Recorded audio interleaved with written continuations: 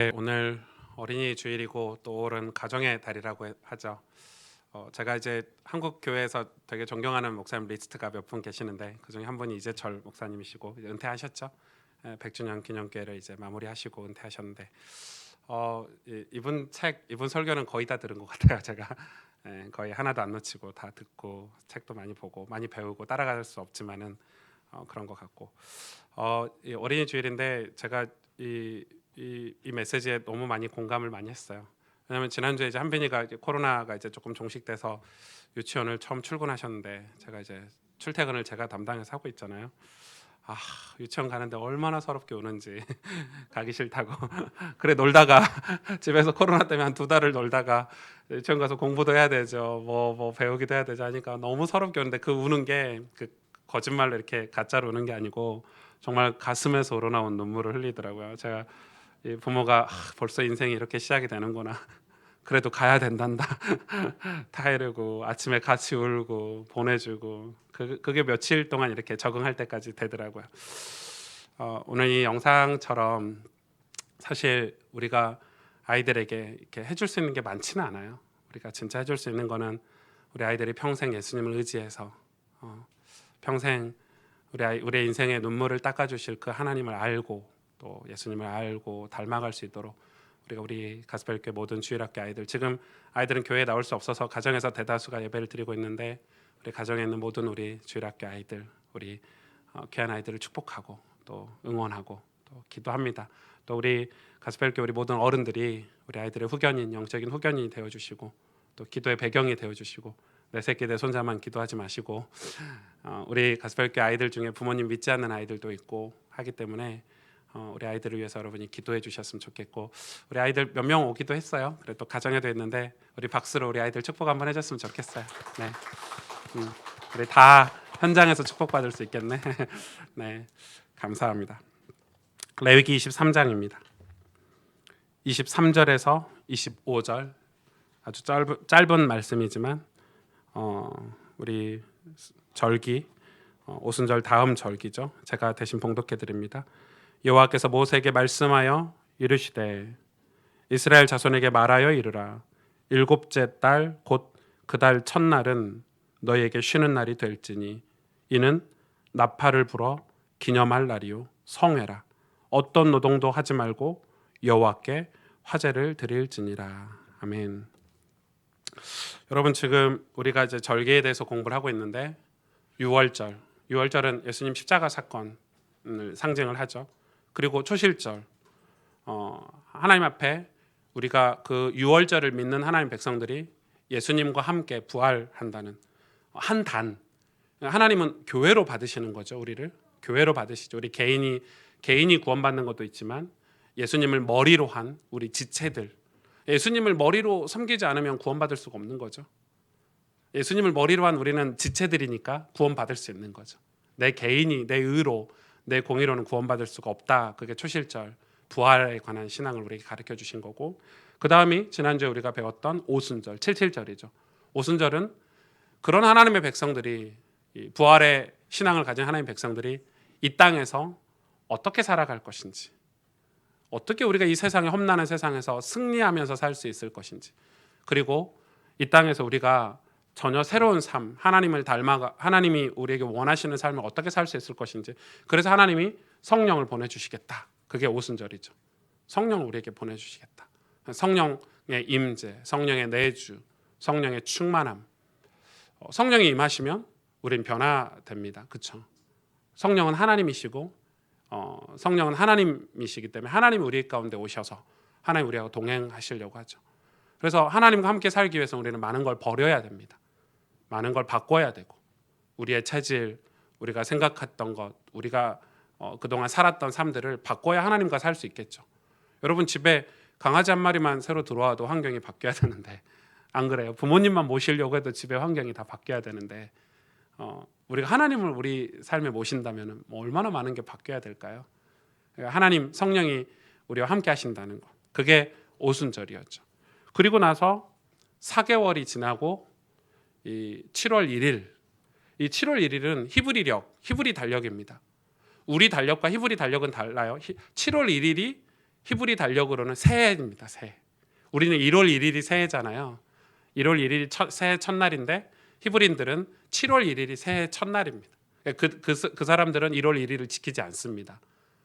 그 히브리 유대인들은 1월 1일이 새해 첫날이 아닙니다.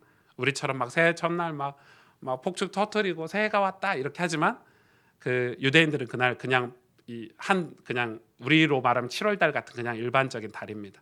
그들은 7월 1일이 새해 첫날이죠. 이 4개월 만에 7월 1일 오늘 첫날에 대해서 설명하죠. 이날은 나팔을 불어서 기념하라고 이야기합니다. 사실 나팔절이라는 단어는 없습니다. 성경에. 나팔을 부는 날 이렇게 기록돼 있고, 그럼 나팔을 불다, 이제 성경에 나팔 불다는 게 굉장히 많이 나와 있습니다. 혹시 찾아보셨습니까? 나팔에 관해서 찾아보셨습니까? 성경에 몇 번이나 나팔에 관한 단어가 나왔을까요? 나팔 불다. 거의 안 찾아보신 걸로. 솔직히 말씀드리면 저도 이번에 찾아봤습니다. 그 전에 잘 몰랐었고, 뭐 신학교 다닐 때 배웠는지 모르지만 기억이 안 나고 이번에 찾아봤더니 총 121번. 엄청 많죠. 121번이나 창세기부터 요한계시록까지 나팔을 불다라는 나팔에 관한 단어가 121번이나 있었습니다. 그래서 이제 제가 이번에 그 121번 되는 걸 다 찾아봤다고 다 찾아봤습니다. 여러분 그러니까 박수 한번 주셔도 될 만큼 이틀에 걸쳐서 다 찾아서 다 읽었습니다. 그러게 보니까 나팔로 성경 전체가 보이고 성경이 전체가 이해가 됐습니다. 왜 하나님이 나팔 우리는 뭐 오늘 찬송도 불렀잖아요. 나팔 불 때 나의 이름 이렇게 찬송 불렀지만 그 나팔에 대해서는 생각을 잘 안 했죠. 이 나팔이 무슨 의미가 있을까? 왜 새해 첫날 하나님께서 나팔을 불라고 했고 왜 4개월 만에 오순절 성령이 강림하시고 4개월 만에 하나님이 이 나팔을 불라고 하셨는지, 하필이면 7월 달에, 우리로 말하면 7월이잖아요. 이 7월 1일 날 나팔을 불라고 하셨는지 오늘 말씀을 통해서 확인을 해보려고 합니다. 오순절 이후 4개월, 여기에 대해서 요한복음 4장 35절 38절 이렇게 기록되어 있습니다. 너희는, 예수님이 하신 말씀이죠. 너희는 넉 달이 지나야 추수할 때가 이르겠다. 이거 예수님이 절기를 정확하게 인용하신 거죠. 성령이 임하시고 넉 달이 지나서 나팔을 부는데 그 넉 달을 정확히 인용하신 거예요. 예수님이 너희는 넉 달이 지나야 추수할 때가 이르겠다 하지 아니하겠느냐. 그러나 나는 너희에게 이르노니 너희 눈을 들어 밭을 보라. 희어져 추수하게 되었도다. 거두는 자가 이미 싹도 받고 영생에 이르는 열매를 모으나니 이는 뿌리는 자와 거두는 자가 함께 즐거워하게 하려 함이라. 그런즉 한 사람이 심고 다른 사람이 거둔다 하는 말이 옳도다. 내가 너희로 노력하지 아니한 것을 거두러 보내었노니 다른 사람들은 노력하였고 너희는 그들이 노력한 것에 참여하였느니라. 지금 오늘 성경을 되게 많이 볼 거거든요, 여러분. 오늘 예수님이 정확하게 이야기하시는 거예요. 넉 달이 지나야 추수할 때가 이르겠다. 제자들이 이때 뭐 얘기하냐면 예수님이 제자들에게 넉 달이 추수할 때가 이르겠다. 추수할 게 너무 많다. 너희는 노력을 안 했는데 추수하게 될 거다. 노력은 내가 했다. 뭐 이런 얘기를 하시거든요. 그때 제자들이 무슨 얘기하죠? 예수님이 배가 고프신가 갑자기 추수 얘기를 하시나? 예수님이 요한복음 읽어보시면 예수님 배가 고프나 갑자기 무슨, 그래서 예수님께 물어보죠. 예수님 식사할까요? 예수님 시장하세요? 식사 안 하세요? 이렇게 물어보죠. 그때 예수님 뭐라 그래요? 너희가 모르는 양식이 있다. 그 양식이 아니고 너희가 모르는 양식이 있다. 이런 얘기를 하신단 말이에요. 그게 요한복음의 내용이에요.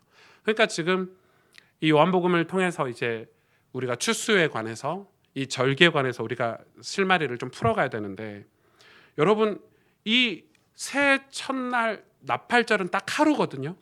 나팔절과 바로 연결돼서 대속죄일이 시작이 돼요. 대속죄일은 뭐예요? 우리 죄사함을 받는 날이에요. 하나님 앞에 그것도 무려 7일 동안 진행이 되잖아요. 대속죄일이 6일이죠, 정확히 하면. 그리고 끝나고 나서 마지막 절기가 수장절이에요. 초막절이죠. 우리 곳간에 막 걷어들여서 우리가 이제 텐트 치고 잠을 자는 이 수장절이 이제 마지막 절기인데, 이 나팔절이 그걸 이 대속죄일을 알리는 의미가 있는 거죠. 대속죄일이 시작되었다 하고 뿌 이렇게 부는 날이 나팔절이거든요. 이 나팔절에 관해서 보니까 제가 충분히 이해가 되는 게, 이스라엘 백성들은 여러분 이 애굽에서 광야로 나올 때 최소 인원이 200만 명이었어요. 어마어마하죠. 엄청난 인원, 아이들과 여자아이들까지 포함해서 신학자들이 얘기하는 게 200만 명이 나왔대요.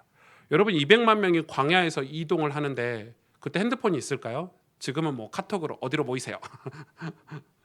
뭐 지금도 유튜브 방송으로 이렇게 방송이 다 가서 이렇게 사람들이 모이고 뉴스 할 수 있고, 그때는 방송 장비가 없잖아요. 핸드폰이 없어요. 그럼 어떻게 해야 되죠? 사람들을 뭘로 가르치죠?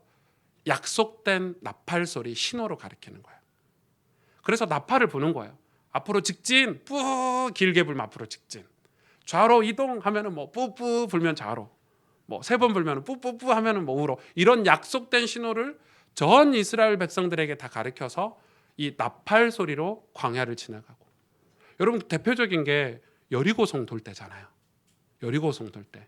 여러분 여리고성의 비밀은 아시죠? 6바퀴를 돌고 마지막 7번째 날에 나팔 소리와 크게 함성을 불러서 여리고성이 무너졌죠. 뭘 상징해요? 이 절기를 상징해요.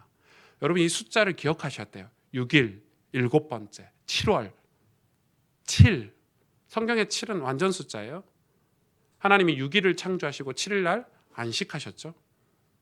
그래서 이런 의미들이 이 숫자나 성경의 구석구석 기호와 같이 숨겨진 단어들이 우리가 이 예수 그리스도의 그 구속사의 관점으로 볼 때 이제 다 드러나게 되는 건데, 그 나팔로 신호에서 엄청난 인원이 전쟁 때 후퇴하기도 하고 전진하기도 하고 멈추기도 하고, 여기에 장막을 쳐라, 여기에 뭐 대피해라, 숨어라, 이걸 다 뭘로 했냐면 나팔 소리로. 여러분 나팔은 그래서 이스라엘 백성에게 굉장히 중요한 소리였죠. 나팔 소리를 못 알아들으면 어떻게 됐어요? 죽거나. 여러분 200만 명이니까 뭐 한 몇백 명 놔두고 가도 모르는 거예요. 여러분 잘 감이 안 오시는가 본데 200만 명이. 예. 뭐 여러분 여행사에서 한 30명 그 여행 갈 때도 앞에 깃발 탁 들고 따라오세요 이렇게 하죠. 목소리로. 꼭 빠지는 인간들 있죠. 저도 해외 갈 때 우리 아이들 데리고 해외를 자주 가봤는데 겨우 30명 데리고 가도 비행기 탈 때 보면 없어. 어디 화장실에 있고 막. 그래서 저는 이제 그게 너무 많은 아이들을 잃어버려 봤기 때문에 버스 타고 다 도착했는데 없어. 안 탄 거지 버스를 한 명이. 그런 많은데 여러분 200만 명이 이동할 때 나팔 소리 못 들은 사람이 있었을까요? 없었을까요? 있었겠죠. 나팔 소리를 못 들으면 도태되는 거예요. 여러분 나팔 소리를 못 들으면 어떻게 되죠? 그래서 하나님이 광야에서 이 나팔 소리에 훈련을 시키신 거죠. 여리고성을 가나안 땅을 들어갔을 때는 이 나팔 소리, 여리고성을 무너뜨렸을 때는 이 나팔 소리를 모든 백성이 다 정확하게 들었죠. 정확하게 들었어요. 단 한 명도 나팔 소리를 놓친 사람이 없었어요. 그게 훈련된 신실한 제자들이었어요. 그러나 이 광야에 있는 사람들은, 애굽에서 나온 사람들은 오합지졸이에요. 나팔 소리를 불어도 무슨 뭐 소리를 아무리 불어도 자기 마음대로 원래 살았던 삶을 살고 회개도 하지 않고 나팔 소리에 귀를 기울이지 않기 때문에 이 광야에서 이 사람들이 벗어날 수 없었던 거예요. 여러분 신앙생활은 나팔 소리를 잘 들어야 되는 거죠. 우리는 나팔 소리를 잘 들어야 돼요. 여러분 우리 국가에서도 이 코로나 때 계속 핸드폰, 요즘은 소리 안 들리죠 잘. 계속해서 지금 어디에 문제가 있습니다. 어디에 뭐 확진자가 나타났습니다. 어디에 무슨, 이게 이제 그 소리를 잘 들어야 되는 거죠. 우리 전쟁 났을 때도 마찬가지고 우리의 삶도 마찬가지고 이 나팔 소리. 그러니까 이스라엘 백성들에게 이 나팔 소리는 엄청나게 중요한 소리인 거죠.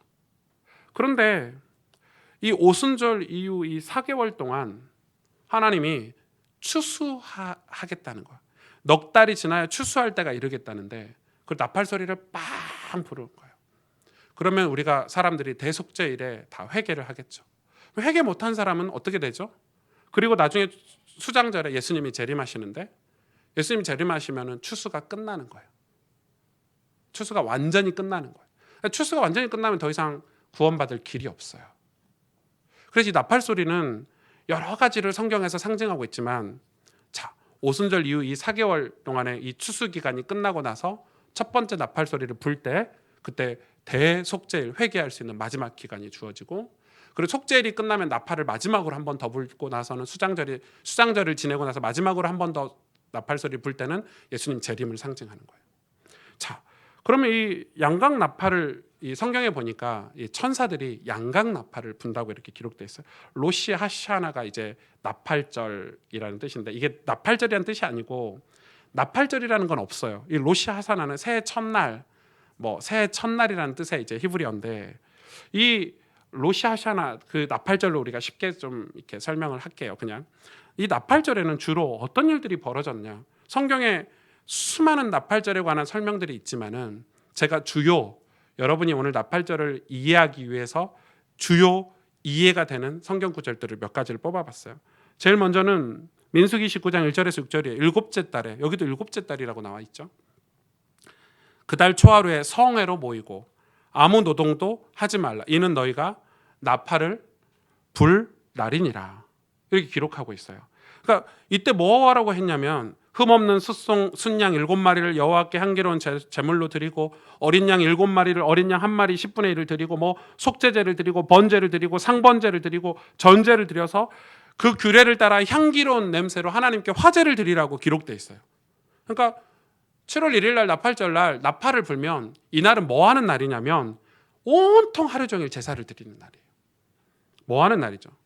이날 하루에 우리가 다 태워드리는 번제, 화제 다 이걸 드려요. 그러니까 우리의 정결과 새로워짐의 시간이에요. 나팔을 불 때 우리를 정결하게 하고 새로워지라는 거예요. 그래서 바로 그 나팔절 그 다음 날부터 대속죄일이 시작이 되기 때문에 대속죄일 날은 대제사장이 우리의 죄를 들고 지성소에 들어가는 날이잖아요. 다시 말해서 우리가 회개할 수 있는 날이고 우리의 삶을 돌이키는 날인데 그거를 알려줌과 동시에 그 대속죄일을 준비하라는 날이 나팔절이기도 해요. 그러니까 우리가 여러분 나팔이 하나님의 나팔이 딱 불릴 때는 이때는 정결해야 되구나. 우리가 새로워져야 되구나. 이스라엘 백성들에게 이 나팔을 뿌 하고 불었을 때 모든 이스라엘 백성이 하는 일을 멈추고 성회로 모여서 제사드릴 준비를 하는 거예요. 그리고 하나님 앞에 우리가 우리의 삶을 우리의 죄악을 회개하고 우리의 병든 것들을 회개하고 우리가 세상을 추구한 걸 회개하고 인간이 여러분 살다 보면 여러분 이스라엘 백성들이 그랬잖아요. 광야에서 세속의 그런 우상을 섬기기도 하고 세상적인 걸 따라가기도 하고 자기도 모르게 죄를 짓고 있어요. 자기도 모르게 우상을 섬기고 있단 말이에요. 자기도 모르게 헛된 꿈과 환상을 쫓아가고 있어요. 그때 정신 차리라는 의미에서 나팔을 뿌 부는 거예요. 정신 차리. 하나님의 나팔 소리. 그때 제사를 드리고 번제를 드리고 나를 태우고 나를 새롭게 하는 날로 이 나팔절을 이 민수기가 설명을 하고 있는 거예요. 요한계시록 11장 15절에 보니까 일곱째 천사가 여러분 계속 7자, 7날 이런 걸 기록하고 있죠. 요한계시록 11장 15절에 보니까 일곱째 천사가 나팔을 불었대요. 그럴 때 하늘에 큰 음성들이 나서 이르되 세상 나라가 우리 주와 그의 그리스도의 나라가 되어 그가 세세토록 왕노릇 하시리로다. 무슨 말을 요한계시록 11장에 쭉 보면 심판의 날, 그러니까 마지막 나팔 소리에 관해서 설명하고 있거든요. 여러분 심판이 있을까요? 없을까요? 심판이 있어요. 반드시 있어요. 여러분 우리가 부활신앙을 가진 저와 여러분이 성령과 동행하고 내주해서 우리가 이 나팔을 불 때 우리의 이름이 불려지면 우리는 심판을 받지 않아요. 바로 우리의 육신까지 부활해서 천국에 입성하죠. 그러나 이 나팔 불 때 우리 이름이 불려지지 않으면 어떻게 돼요? 심판을 받아야 돼요. 하나님께서 우리 이름을 불려주시지 않고 하나님께서 우리 이름을 불러주시지 않으면 우리는 영원한 심판을 받아야 돼요. 심판을 받으면 어떻게 돼요? 여러분 지옥은 마귀가 만든 게 아니에요. 여러분 자꾸 지옥의 통치자가 마귀라고 이렇게 잘못된 신학적인 정보들이 흘러다니는데 지옥의 통치자는 하나님이세요. 인류의 모든 통치, 전 세계 모든 만물은 다 하나님 통치하고 계세요. 우리가 주와 함께 동행하지 않는 삶을 살았다면 우린 심판을 받고 심판 뒤에는 영원한 지옥이 있어요. 지옥은 뭐예요, 여러분? 여기서 한 가지 짚고 넘어갑시다. 지옥이 뭐예요? 지옥은 하나님의 통치가 없는 곳이에요. 하나님이 함께 하시지 않는 곳이에요. 그럼 이 땅에서도 지옥은 하나님과 상관없이 사는 삶은 다 지옥이에요. 하나님의 통치가 없는 삶은 지옥이에요. 그런데 여러분 우리 신앙이 하나님의 통치를 받고 싶으세요? 안 받고 싶으세요? 네, 솔직히 말해보세요. 우리가 하나님의 통치를 받는다는 것은 되게 불편한 삶이에요. 하나님 뜻대로 산다는 삶은 되게 불편한 삶이에요.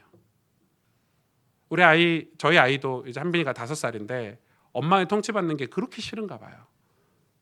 엄마가 이빨 닦아라, 손 씻어라, 뛰지 마라, 밥 먹어라. 밥 안 먹으면 너는 오늘 아무것도 안 줄 거야. 이런 협박을 하거든요. 엄마는 밥을 먹여야 되는 사명이 있으니까. 그리고 손을 씻겨야 되고 옷을 갈아입혀야 되고 이런 걸 다 해야 되는 사명이 있으니까 막 뭐 갈수록 그 룰이 생겨나는 거죠. 갈수록 엄마의 통치를 더 많이 받아야 돼. 한빈이의 유일한 낙은 아빠와 어디 가는 거예요. 예, 엄마를 피해서 아빠와 단둘이 있는 거. 저는 다 해주니까 저는 좋은 부모는 아닌 것 같아요. 젤리도 막 먹이고 엄마가 하지 말란 거 해주고 뭐 이러는데 아무튼 이 하나님의 통치를 받는다는 것이 사실은 천국이에요. 천국은 하나님의 통치를 받아야 돼요. 그게 지금 당장 우리가 이 땅에 살면서는 그게 괴로운 일처럼 느껴지고 굉장히 깝깝하고 싫고 그래서 많은 사람들이 주님 저 하나님의 통치를 받고 싶어요.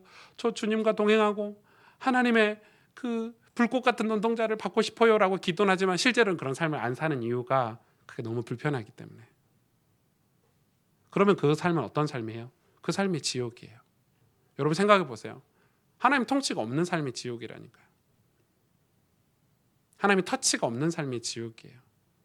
그게 이제 우리가 볼 때는 굉장히 잘 살고 자유분방하게 사는 것 같고 자기 멋대로 자기 마음대로 세상에서 세상 행복을 추구하면서 잘 사는 것 같지만 성경은 내세에 관해서 얘기하고 있죠. 영원한 지옥, 물 한 방울 없는. 거기는 영원해요. 한 100년만 살다 나와라 이러면 좋겠는데 영원해요. 그러니까 여러분 이 나팔을 우리 인생에 분다는 건 우리의 경각심을 얘기하는 거예요. 심판의 날. 여러분 인생에도 나팔을 많이 하나님 불어주실걸요. 어떤 사건이든 사고이든지. 그리고 주일마다 설교를 통해서 하나님의 나팔을 우리에게 불어주고 계시는 거예요. 아, 심판이 있구나. 아, 우리가 죽음 뒤에는 천국과 지옥이 실제로 있구나. 아, 우리가 지금 이렇게 죄짓고 내 멋대로 사는 삶을 살면 안 되는 거구나. 하나님 나팔을 불어주시는 거예요. 여러분 나팔 소리를 들으실 수 있어야 돼요. 그리고 나팔을 양각 나팔을 부는 날에 대해서 성경에서 많은 성경 구절이 있지만 시편 81편 3절 7절에 초하루와 보름과 우리의 명절에 나팔을 불지어다. 이는 이스라엘의 율례요 야곱의 하나님의 규례로다. 하나님이 애굽 땅을 치러 나가시던 때에 요셉의 족속 중에 이를 증거로 세우셨도다. 거기서 내가 알지 못하던 말씀을 들었나니 이르시되 내가 그의 어깨에서 짐을 벗기고 그의 손에서 광주리를 놓게 하였도다. 내가 고난 중에 부르짖음에 내가 너를 건졌고 우레소리의 은밀한 곳에서 내게 응답하며 무리바 물가에서 너를 시험하였도다. 시편에 보면 이 나팔 불 때에 대해서 설명하고 있어요. 나팔 불면 그때는 어떤 때냐면 우리 어깨에 있는 짐, 우리 손에 있는 광주리를 놓게 하신대요. 그 말은 뭐냐면 여러분 나팔 부는 건 우리 개인의 심판, 개인의 구속사에 적용을 하자면 우리 인생이 끝나는 날이에요. 사실은. 여러분 우리 이 땅에서 어깨 짐이 내려진 날이 있을까요? 뭐 한 60세쯤 되면 어깨 짐이 내려지나요?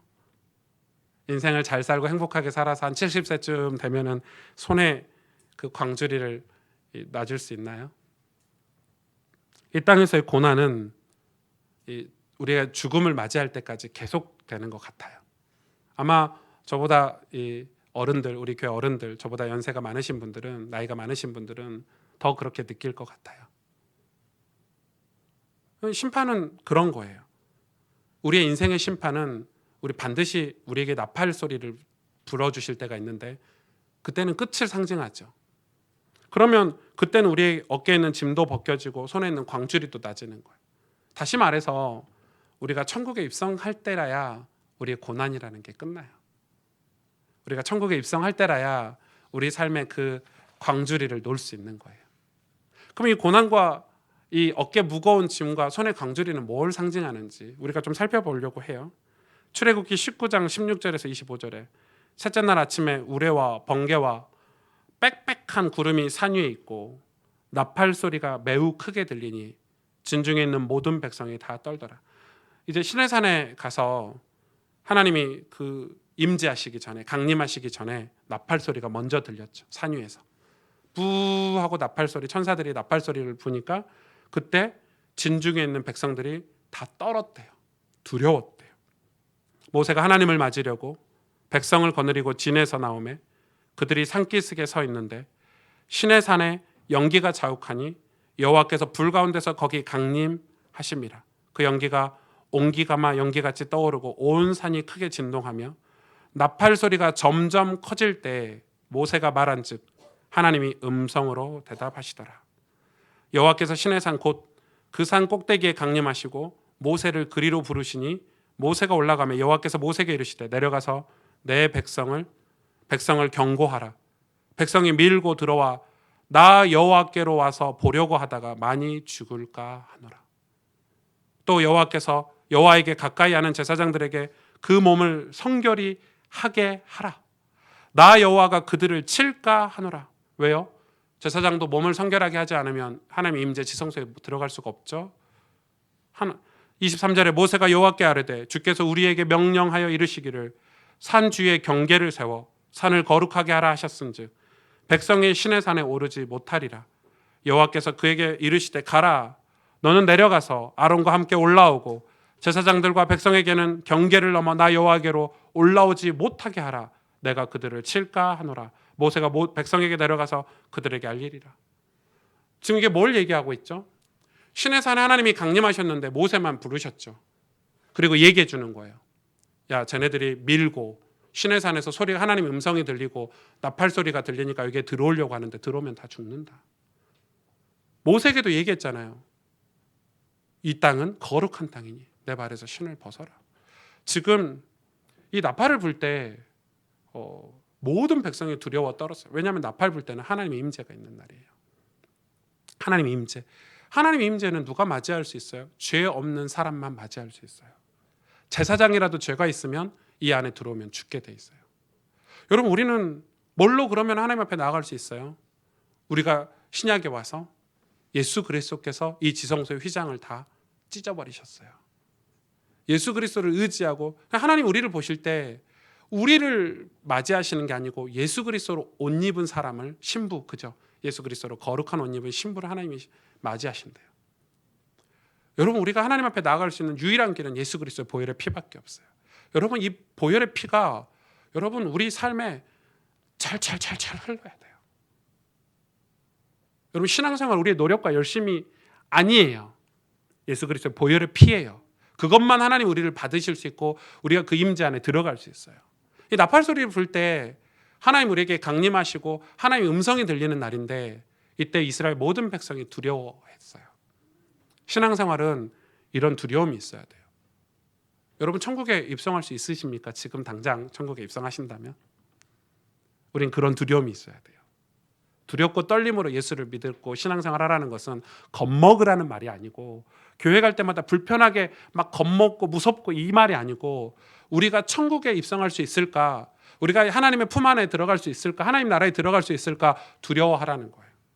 그래서 모세를 통해서 온 이스라엘 백성을 정결하게 하고 제사를, 그때부터 이제 제사법을 가르쳐 주셨잖아요. 하나님 임재를 그때부터 가르치기 시작하신 거예요.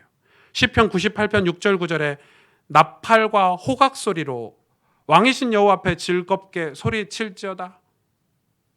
바다와 거기 충만한 것과 세계와 그 중에 거주하는 자는 다 외칠지어다. 여호와 앞에서 큰 물은 박수할지어다. 산악이 함께 즐겁게 노래할지어다. 그가 땅을 심판하러 임하실 것이미로다. 그가 의로 세계를 판단하시며 공평으로 그의 백성을 심판하시리로다. 이 시편에 보니까 이 나팔을 하나님이 불 때가 있어요. 천사들을 통해서 하나님이 불 나팔이 있고 하나님이 우리로 하여금 나팔을 불라고 하신 적이 많아요. 우리에게 나팔을 불래요. 무슨 말이죠? 우리 보고 나팔로 하나님의 나팔 소리를 화답하래요. 우리 보고도 나팔을 불라고 하시는 거예요. 그게 뭐 여리고성 무너질 때도 우리 보고 나팔을 마지막에 불라고 하셨죠. 나팔을 일제히 불어서 그 난공불락 성인 여리고성이 무너졌는데 하나님 우리에게 이 땅에서 나팔 불라는 거예요. 조금 이따 말씀을 나누겠지만 우리의 나팔 소리가 무엇일까요? 우리가 나팔 부는 소리가 무엇일까요? 그게 우리의 신앙생활이죠. 그게 우리가 복음을 전파하면서 사는 신앙생활이거든요. 이사야 27장 10절에서 13절에 대저 견고한 성읍은 적막하고 거처가 황무하며 버림받아 광야와 같은즉 송아지가 거기에서 먹고 거기에 누우며 그 나뭇가지를 먹어 없이 하리라. 가지가 마르면 꺾이나니 여인들이 와서 그것을 불사를 것이라. 백성이 지각이 없으므로 그들을 지으시니가 불쌍히 여기지 아니하시며 그들을 조성하시니가 은혜를 베풀지 아니하시리라. 너희 이스라엘 자손들아, 그날에 여호와께서 창이라는 하수에서부터 애굽 시내까지 과실을 떠는 것 같이 너희를 하나하나 모으시리라. 그날에 큰 나팔을 불리니 아수르 땅에서 멸망하는 자들과 애굽 땅으로 쫓겨난 자들이 돌아와서 예루살렘 성산에서 여호와께 예배하리라. 아멘. 무슨 말이에요? 세상에 있는 사람들이 뭐 송아지가 거기서 먹고 이 견고한 성읍 같은 데서 낙엽도 먹지만 그 낙엽은 다 사라지고 마르면 꺾이고 불살라 버리는 거죠. 그런데 하나님, 그 백성들은 지각이 없대요.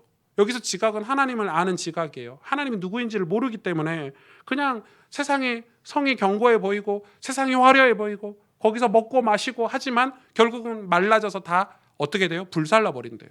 다 지옥 가는 거예요. 이 땅에서 막 화려하게 살아요. 인생은 끝나고 심판받으면 어떻게 돼요? 다 불살라지는 거예요. 그런데 그들을 지으시니가 불쌍히 여기지 아니하시고 그들을 조성하시니까 은혜를 베풀지 않는데요. 누구에게요? 지각이 없는 사람을 하나님 불쌍히 여기지 아니하신대요. 여호와를 아는 지식, 예수 그리스도의 복음을 정확하게 아는 사람만 은혜를 받을 수 있는 거예요. 거기서 벗어날 수 있는 거예요. 그 세상에서. 그래서 얘기하잖아요. 12절에 과실을 떠는 것 같이. 추수할 날에, 여러분 추수할 때 막 떨잖아요. 깨도 떨고 뭐 토마토도 따고 오이도 따고 막 우르르 따잖아요. 그렇게 떠는 것 같이 너희를 하나하나 모으시리라. 그날에 큰 나팔을 불리니 아수르 땅에서 멸망하는 자들, 애굽 땅에 쫓겨난 자들이 돌아와서 예루살렘 성산에서 예배하리라. 이게 무슨 말이에요? 우리가 이 땅에 포로처럼 살고 노예처럼 살고 고통스럽게 사는 하나님의 백성들, 그러나 신앙을 지키고 믿음을 지키고 하나님이 어떤 분인 줄 알기 때문에 세상에 속해서 세상을 추구하고 세상을 따라가는 삶이 아니라 신앙을 지키고 믿음을 지켜서 노예처럼 포로처럼 세상의 포로처럼 사는 자를 하나님이 다 모으시겠대요. 예루살렘 성산에서 여호와를 예배하리라. 여러분, 이게 무슨 말인지 이해가 되시면 좋겠어요. 예수 믿으면 우리가 흔히 이렇게 얘기하잖아요. 행복이 시작이 됩니다. 그런데 저는 좀 반대로 이해했어요. 예수 믿으면 불행이 시작하는 것 같아요. 행복 끝. 이게 처음에는 그렇게 느껴져요. 교회 다니고 진짜 예수님 믿었더니 왜 이렇게 어렵냐, 힘드냐. 이게 정상이에요. 여러분 그걸 느끼고 계십니까? 불행이 시작되는 것 같다. 치열하잖아요. 신앙생활하는데 너무 치열해요. 그런데 그래서 고난이라는 게 여러분 생각해 보세요. 죄 많은 땅에 사단, 귀신, 악한 영이 공중권세 잡은 이 땅에 예수를 믿는 사람이 그 땅에서 행복하면 그게 정상이겠습니까? 사주팔자 운명에 사로잡힌 이 땅 가운데 천성을 향해서 가는 성도들이 그 세상 속에서 아무 갈등이 없으면 그게 정상이겠습니까? 당연히 신앙의 갈등이 있어야죠. 당연히 고난이 있어야죠. 무신론자들이, 공산주의자들이 우리를 핍박하는 아수르와 애굽 땅에서 우리를 공격할 때 우리가 신앙을 지키기 위해서는 당연히 고난이 있어야죠. 신앙을 지키기 위해서는 당연히 핍박이 있어야죠. 하나님이 그들을 모으시겠대요. 큰 예루살렘 성산에서 하나님을 예배하는 때가 있겠다는 거, 보상이 있겠다는 거예요. 여러분 마태복음에도 그 말씀 있죠. 레위기 25장 9절 10절에 일곱째 달 열흘날은 속죄일이니 너는 뿔나팔 소리를 내되 전국에서 뿔나팔을 크게 불지며 너희는 50년째 해를 거룩하게 하여 그 땅에 있는 모든 주민을 위하여 자유를 공포하라. 이 해는 너희에게 희년이니 너희는 각각 자기의 소유지로 돌아가며 각각 자기의 가족에게로 돌아갈지며. 레위기 25장에서 이제 희년에 대해서 배울 거거든요. 희년 때도 나팔을 불래요. 이 50년, 이제 희년은 그때 가서 설명을 좀 할게요. 시간이 기니까. 이 희년 때는 노예들을 다 원위치, 그러니까 50년이 되면 다 원상복귀 시키는 날이에요. 하나님이 이때 다 원상복귀가 되는 거예요. 노예도 원상복귀가 되고 각각 자기 가족에게 돌아갈 수 있고, 이걸 희년 제도를 하나님이 우리에게 주신 건데 이거 잘못 이해하면 공산주의자들이 이 좌익 세력들이 이 말씀을 인용해 가지고 토지 공개념 이런 거 얘기하고 있잖아요. 그건 이 복음을 모르고 이 천국과 지옥을 모르는 상태에서 이걸 이 성경 구절을 악용하는 거고 그런 개념이 아니에요. 그냥 그 뭐 웃긴 사람들이죠. 여러분 자꾸 그 북한의 누구죠? 이름도 생각 안 나네. 김정일인지 김정은인지 생각도 안 나요. 그 김정은 찬양하고 이러시면 안 돼요. 아우 김정은이 되게 똑똑한 것 같대. 여러분 북한 주민들이 어떻게 사는지 여러분 모르십니까? 북한의 크리스찬들이 그리스도인들이 어떻게 핍박당하고 계신지 모르십니까? 차라리 북한을 추종하시면 안 돼요. 아주 위험한 거예요. 그걸 그런 걸 이런 걸 가지고 그렇게 인용해요. 자기 다 뭐 이렇게 우리는 평등하다 뭐 이렇게 가지고 다 모아가지고 자기들 떵떵거리고 살잖아요. 수십 조씩 가지고 그거는 여러분 자유민주주의가 아닌 거예요. 그런 거를 여러분 옹호하고 이러시면 안 돼요. 무서운 거예요, 그거는. 그러니까 지금 이 희년의 선포는 모든 게 풀려나고 원래 자리로 간다는 말은 뭘 상징해요? 우리가 원래 하나님 창조 섭리로 돌아간다는 거예요. 원래 하나님의 품으로 돌아간다는 거예요. 창세기 3장 죄 짓기 전의 상태로 하나님을 예배하고 찬양하는 자리로 다시 돌아가는 게 희년을 상징하는 거거든요. 그때 나팔을 부는 거예요. 여러분 이 나팔을 불 때마다 얼마나 제가 성경을 지금 121번이나 나온 나팔절을 다 찾을 수 없지만 여러분 시간 되면 한번 쭉 나팔절을 이렇게 인터넷에 쳐가지고 한번 찾아보세요. 얼마나 은혜로운지 몰라요. 그런 우리가 이 나팔절을 우리에게 지금 적용을 하자면 우리는 하나님의 백성이고 우리는 성도인데 어떤 삶을 살아야 될까? 마태복음 5장 17절에 내가 율법이나 선지자를 폐하러 온 줄로 생각하지 말라. 폐하러 온 것이 아니요 완전하게 하려 함이라. 이 예수님이 이렇게 얘기하셨거든요. 율법을 폐하러 온 줄로 생각하지 말고 나는 이 율법을 완전하게 하러 왔다 이 말이에요. 이건 두 가지 의미가 있어요. 율법이 진짜 폐해진 거예요. 왜냐하면 이 절기를 완성하신 분이 예수 그리스도이기 때문에 신약 시대 와서는 새로운 절기는 예수 그리스도예요. 이해가 되시죠? 내가 이걸 폐하러 온 줄로 생각하지 마라. 완전하게 하러 왔다 이 말은 그 절기를 그 안산홍 하나님의 교회처럼 나팔절을 지키고 뭐 이렇게 지키라는 게 아니고 그래서 여러분 신약에 돌아와서는 절기를 더 이상 지키지 않아도 되는 거예요. 지금도 절기를 지키는 교단이 있으면 그건 위험한 거예요. 나팔절을 지키고 물론 우리가 부활절과 뭐 추수감사주일이나 성탄절 이런 걸 기념해서 지키고 있지만 그거는 어떤 기념일처럼 우리가 지키는 거고 이 절기를 지금도 지키라 이 말은 아니에요. 그래서 신약에 와서는 이 절기를 지키는 걸 하나님이 다 흩으셨어요. 이스라엘 백성을 전부 이 디아스포라로 유대인들을 흩어버렸잖아요. 더 이상 이 절기를 제사를 지내지 못하도록.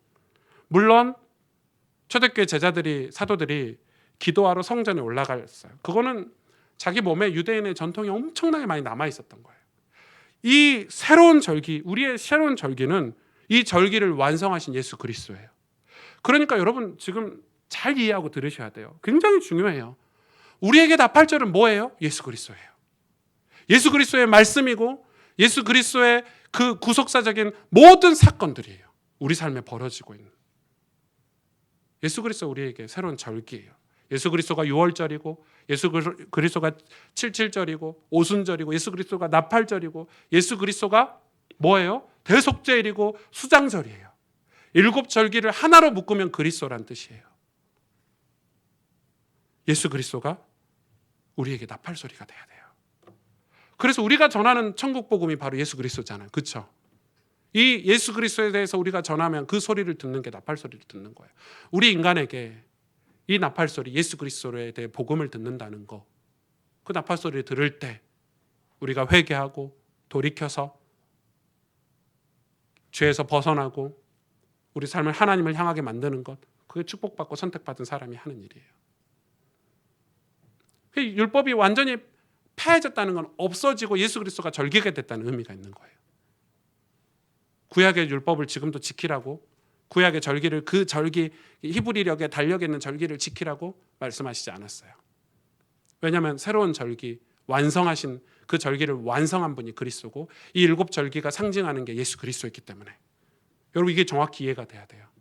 그리고 우리가 막 히브리 달력 찾아가면서 이 절기 지킬 필요가 없어요. 지금 우리의 절기는, 지금 우리의 나팔소리는 바로 예수 그리스도예요. 여러분 예수 그리스도의 그 음성을 아침마다 듣고 계십니까? 그게 뭐예요? 성경이에요. 그게 하나님의 말씀이에요. 우리가 주일날 예배 드리는 거예요. 예수 그리스도 이름으로 하나님 앞에 나아가는 거예요. 회개하라. 그리고 우리에게는 우리가 화답해야 될 나팔 소리는 회개하라 천국이 가까이 왔다라고 성도의 그 전파하는 복음이, 그 복음 전파가 바로 우리의 나팔 소리예요. 우리 교회의 나팔 소리고 신자들의 나팔 소리지만 불신자들에게는, 믿지 않는 사람들에게는 그게 하나님의 음성 나팔 소리라 이 말이에요. 여러분 이해가 되십니까? 성령이 오순절 날에 이 마가의 다락방에 강림하셨죠. 그때부터 사도들이 뭘 이야기했죠? 회개하라 천국이 가까웠느니라 복음의 나팔을 불기 시작했어요. 그전에는 복음의 나팔을 불었어요? 못 불었어요. 성령이 강림하시고 나서 그로부터 나팔을 불기 시작한 거예요. 복음을 전파하기 시작한 거예요. 그리고 그게 언제 끝나죠? 초막절에 끝나요. 수장절에 끝나는 거예요. 그리고 그때는 추수가 다 끝나요. 예수님이 요한복음에 이야기하신 게 이해가 되시죠? 대추수가 시작이 됐다. 너희가. 그 추수는 너희가 하는 게 아니다. 내가 이미 추수를 끝냈다. 이제 너는 가서 추수를 하기만 하면 된다. 기쁨으로 단을 거두어라. 우리가 이 땅에서 하나님의 백성이 천국 복음을 전파하면서 사는 삶이 우리가 추수 때 이 넉 달의 삶을 우리에게 성경은 가르쳐주고 있어요. 7은 뭐예요? 왜 7월이죠? 예수님이 6일 동안 창조하시고 7일 안식하셨던 것처럼 7은 완전 숫자예요. 끝났다는 거예요. 하나님이 완성하신 날이에요. 완성하신 날에 하나님이 천사들로 하여금 나팔을 불게 하셨어요. 한번 보실까요? 마태복음 4장 17절에서 5장 16절에 좀 길죠? 너무너무 중요해요. 이때부터 예수께서 비로소 전파하여 이르시되 회개하라 천국이 가까이 왔느니라. 예수님이 처음으로 천국 복음을 제일 먼저 전파하셨죠. 갈릴리 해변에 다니사 두 형제 곧 베드로라 하는 시몬과 그의 형제 안드레가 바다에 그물을 던지는 걸 보시니 그들은 어부라. 말씀하시되 나를 따라오라. 내가 너희를 사람을 낚는 어부가 되게 하리라 하시니 그들이 곧 그물을 버려두고 예수를 따르니라. 거기서 더 가시다가 다른 두 형제 곧 세데베 아들 야고보와 그 형제 요한이 그의 아버지 세데베와 함께 배에서 그물 깁는 것을 보시고 부르시니 그들이 배와 아버지를 버려두고 예수를 따르니라. 예수께서 온 갈릴리에 두루 다니사 그들의 회당에서 가르치시며 천국 복음을 전파하시며 백성 중에 모든 병과 모든 약한 것을 고치시니 그의 소문이 온 수리아에 퍼진지라. 사람들이 앓는 자 곧 각종 병에 걸려서 고통당하는 자, 귀신 들린 자, 간질하는 자, 중풍병자들 데려오니 그들을 고치시더라. 갈릴리와 데가볼리와 예루살렘과 유대와 요단강 건너편에서 수많은 무리가 따르니라. 예수께서 5장이죠. 무리를, 그 수많은 무리가 소문을 듣고 왔어요. 무리를 보시고 산에 올라 앉으시니 제자들이 나온지라. 입을 열어 가르쳐 이르시되 심령이 가난한 자는 복이 있나니 천국이 그들의 것이며 애통하는 자는 복이 있나니 그들이 위로를 받을 것이며 온유한 자는 복이 있나니 그들이 땅을 기업으로 받을 것이며 의에 줄이고 목마른 자는 복이 있나니 그들이 배부를 것이며 긍휼히 여기는 자는 복이 있나니 그들이 긍휼히 여김을 받을 것이며 마음이 청결한 자는 복이 있나니 그들이 하나님을 볼 것이며 화평하게 하는 자는 복이 있나니 그들이 하나님의 아들이라 일컬음을 받을 것이며 의를 위하여 박해를 받는 자는 복이 있나니 천국이 그들의 것임이니라. 나로 말미암아 너희를 욕하고 박해하고 거짓으로 너희를 거슬려 모든 악한 말을 할 때에는 너희에게 복이 있나니 기뻐하고 즐거워하라. 하늘에서 너희의 상이 큼이라. 너희 전에 있던 선지자들도 이같이 박해하였느니라. 너희는 세상의 소금이니 소금이 만일 그 맛을 잃으면 무엇으로 짜게 하리요. 후에는 아무 쓸데없어 다만 밖에 버려져 사람들에게 밟힐 뿐이니라. 너희는 세상의 빛이라. 산 위에 있는 동네가 숨겨지지 못할 것이요 사람들이 등불을 켜서 말 아래에 두지 아니하고 등경 위에 두나니 이러므로 집안 모든 사람에게 비치느니라. 이같이 너희 빛을 사람 앞에서 비치게 하여 그들로 너희 착한 행실을 보고 하늘에 계신 너희 아버지께 영광을 돌리게 하라. 아멘. 천국 복음을 전파하는 예수님이 사역을 시작하면서 그의 제자들에게 얘기해 주셨어요. 이 천국 복음을 전파하는 우리의 삶에 대해서. 우리가 나팔을 불러서 저들에게 천국 복음을 전파하는 것. 우리가 요즘은 기독교인들이 핍박받고 박해당하는 것을 그냥 자기의 실수, 자기가 세상에서 살면서 고난당하는 걸 핍박이라고 하는데 성경은 분명히 얘기했죠. 나로 말미암아 너희가 박해를 당하고 욕을 받으면 그러면 천국에서 뭐가 있다고요? 상이 크미니라. 나로 말미암아. 누구로 말미암아요? 예수로 말미암아. 여러분 성령이 임하시면 이걸 분별할 수 있게 돼요. 성령이 임하시면 우리에게 성령께서 가르쳐 주시는 게 있어요. 우리가 이 땅에서 어떻게 살아야 될지 가르쳐 주시는 거예요. 그런데 성경은 분명히 이야기하고 있죠. 심령이 가난한 자, 애통하는 자, 온유한 자, 의에 줄이고 목마른 자, 긍휼히 여기고 마음이 청결한 자. 그 말은 뭐예요? 우리가 소금처럼 빛처럼 살라는 말이에요. 이 등불을 말 아래 두지 않고 바닥에 두지 않고 산 위에 등경 위에 두라는 거예요. 그래야 우리 가족들이 그걸 보고 예수께 나올 수 있으니까. 우리가 나팔을 부는 삶은 우리의 빛을 사람 앞에 비추게 하는 건데 우리 안에 계신 예수 그리스도의 빛을 사람 앞에 비치게 하는 삶을 기게 하는 거예요. 그게 나팔 부는 삶이에요. 그게 나팔을 듣고 사는 삶이고 나팔을 부는 삶이기도 해요. 고린도전서 5장 7절 8절에 너희는 누룩 없는 자인데 새 덩어리가 되기 위하여 묵은 누룩을 내버리라.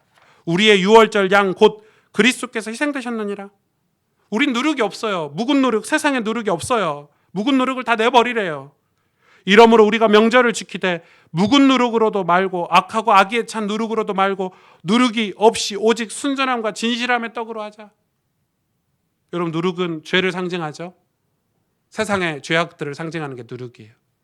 우리는 그동안에 묵은 누룩, 우리에게 누룩 가지고 살았어요. 누룩의 영향을 받고 살았어요. 부풀려지고 맛을 내고 다 누룩으로 맛을 내고 부풀려졌어요. 그런데 뭐라고 얘기해요? 누룩 없이 오직 순전함과 진실함의 떡으로. 그런 사람만 하나님이 받으세요. 천국에서. 갈라디아서 4장 8절 17절에 8절에서 11절에 그러나 너희가 그때에는 하나님을 알지 못하여 본질상 하나님이 아닌 자들에게 종노릇 하였더니. 하나님을 모르면 우린 세상에 종노릇 할 수밖에 없죠. 이제는 너희가 하나님을 알 뿐 아니라 더욱이 하나님이 아신 바 되었거늘. 우리가 하나님을 알기도 하고 하나님이 우리를 알기도 한대요. 어찌하여 다시 악하고 천박한 초등학문으로 돌아가서 다시 그들에게 종노릇하려 하느냐. 너희의 날과 달과 절기와 해를 삼가 지키니 내가 너희를 위하여 수고한 것이 헛될까 두려워하노라. 우리의 달과 절기 이게 뭐예요? 다 예수 그리스도죠. 우리에게 찾아오신 예수 그리스도. 예수 그리스도의 죽으심과 부활하심. 성령이 우리에게 강림하신 것. 우리가 예수님을 닮아가는 삶. 다 그게 우리에게 절기고 우리에게 날이고 때예요. 하나님은 우리 신앙생활에 그런 변화를 원하시는 거예요. 예수님을 만나서 우리는 변화되고 예수님을 만나서 우리는 새로워지고 예수님을 만나서 우리는 깨달아지고 예수로 말미암아 우리가 새롭게 되어지는 우리의 인생의 날과 절기 이런 것들을 얘기하는 거예요. 그게 그 수고가 헛되지 않게 하라는 거예요. 골로새서 2장 13절에 17절에 또 범죄와 육체의 무할례로 죽었던 너희를 하나님이 그와 함께 살리시고 우리의 모든 죄를 사하시고 우리를 거슬려 불리하게 하는 법조문을 쓴 증서를 지우고 우리에게 세상의 사주팔자 운명에 우리는 사로잡혀 있잖아요. 사단이 우리를 법조문으로 쓴 증서를 가지고 우리를 괴롭히잖아요. 그걸 지워버리신대요. 십자가에 못 박으시고 통치자들과 권세자들을 무력화하여 드러내어 구경거리로 삼으시고 십자가로 그들을 이기셨느니라. 16절에 그러므로 먹고 마시는 것과 절기나 초하루나 안식일을 이유로 누구든지 너희를 비판하지 못하게 하라. 이것들은 장래일의 그림자이나 몸은 그리스도의 것이니라. 정확히 이야기하고 있죠. 여러분 율법은 우리 장래일 예수 그리스도의 그림자예요. 율법 자체를 우리가 지킬 필요는 없어요. 왜? 율법의 완성자이신 예수 그리스도만 지키면 돼요. 18절에 아무도 꾸며낸 겸손과 천사 숭배를 이유로 너희를 정죄하지 못하게 하라. 그가 그 본 것에 의지하여 그 육신의 생각을 따라 헛되이 과장하고 머리를 붙들지 아니하는지라. 머리가 예수 그리스도잖아요. 여러분 자꾸 율법 얘기하는 사람들은 예수 그리스도를 붙잡지 않아요. 예수 그리스도를 얘기하지 않아요. 자기의 의, 자기의 경건, 내가 뭘 했다, 안 했다 이걸로 사람들을 평가해요. 그건 그 머리를 붙들지 않는 거죠.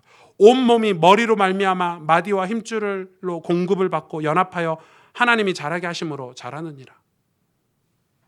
그러니까 여러분 우리의 신앙은 지금 절기를 완성하신 예수 그리스도를 붙잡아야 돼요. 고린도전서 15장 50절에 58절에 비방을 받은 즉 권면하니 우리가 지금까지 세상의 더러운 것과 만물의 찌꺼기같이 되었도다.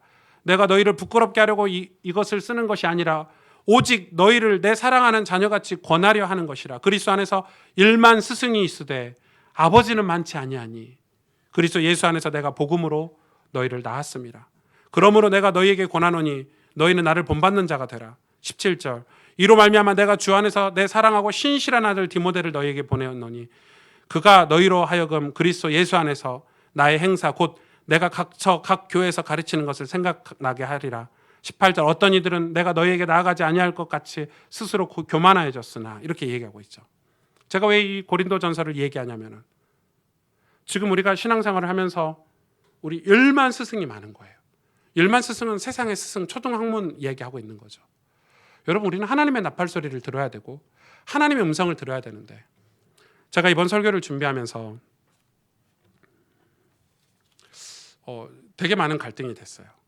왜냐하면 무슨 갈등이 되냐면 저희 교회 오신 성도님들에게 또 저에게 제 자신에게 천국을 가르쳐야 되잖아요.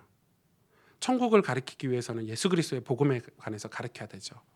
그런데 이 천국 복음이 이 예수 그리스도의 십자가의 복음을 가르치는 게 엄청 우리에게는 불편한 거예요. 엄청 불편해요.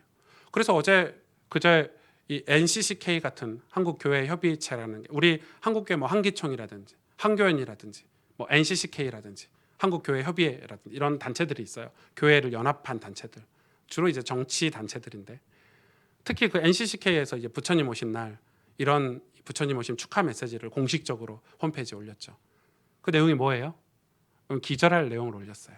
뭐라고 썼냐면 부처님이 세상에 와서 백성들을 중생하는 것과 예수님이 이 땅에 오셔서 이 영혼들을 사랑하셔서 구원하시는 일이 틀리지 않다, 같다 이렇게 올렸어요. 그게 지금 뭘 상징합니까? 여러분 큰일이에요. 저는 그런 교단, 그런 협의체에 있는 교회들 목사들이 그냥 가만히 있다는 게 이해가 안 가요. 여러분 유니온 신학교라고 있어요. 그 신학교의 교수 중에 한국 교수님이 계시거든요. 정부식이 교수. 제가 프라이버시로 이름을 밝히지 않겠지만 그 교수는 뭐라고 얘기했죠? 자기는 하나님을 믿지 않는데요. 하나님이 인간이 만든 신화래요. 인간이 상상한 신화래요. 그러나 그게 왜 중요하냐? 그게 세상을 유지해 줄 수 있기 때문에 중요하기 때문에 자기는 그걸 가르친대요. 주로 거기 유니온 신학교를 갔다 온 사람이 다 어디 교수가 되죠? 연세대 신학과 교수가 돼요. 연세대를 비하하는 발언이 아니에요. 연세대 신학과 나온 목사는 여러분 그런 교회는 다니시면 안 돼요. 주로 기독교 감리교 다 그 신학교 거기서 공부 잘하는 학생들이 다 가는 곳이 유니온 신학교예요. 기독교 감리교, 기장, 기독교 장로회 이런 데 있죠. 주로 좌 세력들, 운동권 하는 교회들. 제가 그냥 얘기하는 게 아니에요.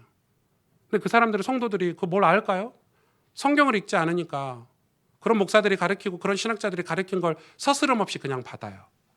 제가 제 얼굴에 제 목사로서는 제가 지금 하는 말이 굉장히 저에게는 약점이 될 수도 있어요. 그러나 이야기하고 싶어요. 여러분 교회 설교만 다 듣고 사는 성도는 위험한 성도들이에요. 그게 중세교회잖아요. 그 사람들은 유니온 신학교에서 뭐라고 한지 아세요? 왜 중세교회가 어둠의 시절이고 하나님이 심판의 때라고 얘기하느냐? 중세 때 얼마나 많은 문화가 발전됐고 르네상스 시대인데 하나님 축복하신 시대다 이렇게 얘기하고 있어요. 말도 안 되는 소리죠. 그래서 여러분 이렇게 칼빈이 얘기한 게 정확해요. 주일날 설교도 100% 듣고 성경 읽는 것도 100% 5대5가 아니라 100대 100이에요. 여러분 성경을 안 읽으면 목사의 설교가 올바른지 틀린지 분별조차 못해요. 그래서 성도들이 깨어서 내 삶에 나팔 소리를 들으면서 내가 나팔을 불면서 사는 삶을 살아야 돼요. 천국 복음을 듣는 삶, 천국 복음을 전하는 삶을 살아야 되는 거예요. 그래야 내가 깨어 있잖아요. 목사님 이상한 소리 하시면 여러분 바로바로 이 얘기해야 돼요. 그런 교회를 떠나야 되거나 아니면 그런 교회를 개혁하기 위해서 몸부림치는 게 성도의 책임이 있는 거예요. 여러분 이상한 목사님들 얼마나 많아요. 진짜 몇 년 전에 서울의 모 교회 제가 그분 책을 신학교 때 읽었기 때문에 되게 좋아했는데 그분 감옥에 갔잖아요. 횡령죄로. 근데 제가 믿지 않았어요. 왜냐하면 그분이 그렇게 설교했거든요. 이건 신천지가 우리를 갈라놓는 거다. 그런데 나중에 그 카메라로 그 목사님 서재를 다 이렇게 찍었는데 목사님이 이제 그 감옥에 가고 서재를 다 뜯어가지고 떠던데 거기에 막 금괴가 막 음란 잡지 막 북한에서 온 뭐 그분 퇴소해가지고 다시 목회하고 있죠. 그걸 또 따라가고 있어요, 성도들이. 이게 지금 얼마나 위험한 시대인 줄 아세요, 여러분? 그것도 위험하지만 목회자 타락도 위험하지만 이 하나님이 없다라고 믿는 무신론, 공산주의 사상 이런 걸 가지고 목사님들이 교회에서 설교하는 목사들이 너무 많아요. 성도들은 그냥 그래서 하는 얘기예요. 그걸 말해줘야 성도들이 안정하고 이 사람들이 안정감을 종교 때문에 사람들이 안정감을 갖기 때문에 그런 얘기를 하지 실제로는 하나님이 안 계시다는 거예요. 천국이 없다는 거예요. 그게 유년 신학교 같은 데서 가르치는 거예요. 연세대 신학과 같은 데서 가르치는 거예요. 공부를 잘해서 연세대 신학과를 가는 게 아니라 공부를 잘하면 고신대 신학과 이런 데를 가는 거예요. 제가 고신대 신학과를 나왔습니다. 그런 데가 좋은 신학교예요. 공부를 못해도 그런 데를 가야 돼요. 하나님을 가르쳐야죠. 신앙을 가르쳐야죠. 그러니까 지금 이 결혼 생활도 그렇잖아요. 제가 결혼 주례할 때 되게 힘들어요. 왜냐하면 이 결혼한 부부에게 부부는 세상의 행복을 추구하는 게 결혼이에요. 세상의 행복을 서로에게 추구하고 요구하다 보면은 갈등이 생겨요. 결혼 생활은 불행이 시작이 돼요. 결혼은 어떻게 해야 돼요? 예수님을 알아가고 닮아가면 결혼은 행복해지게 돼 있어요. 부부가 서로 예수님을 알고 닮아가면 그 결혼 생활은 진짜 축복된 결혼 생활이 돼요. 그런데 세상은 세상의 행복을 서로에게 요구해요. 그잖아요. 부인은 남편이 더 돈 많이 벌어와서 더 좋은 거 사줬으면 좋겠고 남편은 아내가 더 예뻤으면 좋겠고 쾌락과 타락으로 가는 거예요. 예수님을 닮아가고 알아가는 신실한 사람들이 결혼 생활을 했을 때 그 가정은 하나님께 쓰임받을 수 있겠죠. 여러분 남편에게 뭘 기대하십니까? 기대하지 마세요. 예수님을 닮아가야죠. 여러분 자녀들에게 뭘 기대하십니까? 서울대 좀 가줬으면 좋겠죠. 유학도 갔다 왔으면 좋겠고 판검사 됐으면 좋겠고 돌잡이 때 좀 뭐라도 좋은 거 집었으면 좋겠고 그게 무슨 쓸모가 있습니까? 아이가 하나님을 아버지로 모시고 사는 게 축복이지. 아이에게 뭘 기대하세요? 부모에게 뭘 기대? 자녀들도 마찬가지예요. 부모에게 뭘 기대하세요?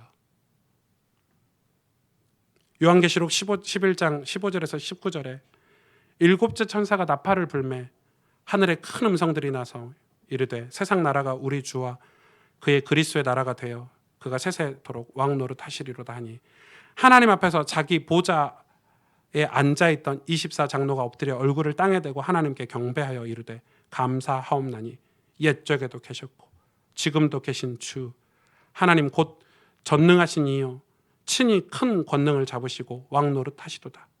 이방들이 분노하매 왜 분노하죠? 주의 진노가 내려 죽은 자들을 심판하시며 종 선지자들과 성도들과 또 작은 자이든지 큰 자이든지 주의 이름을 경외하는 자들에게 상 주시며 또 땅을 망하게 하는 자들을 멸망시키실 때로소이다 하더라. 이에 하늘에 있는 하나님의 성전이 열리니 성전 안에 하나님의 언약궤가 보이며 또 번개와 음성들과 우레와 지진과 큰 우박이 있더라. 아멘. 여러분 우리는 이때를 소망하고 살아야 돼요.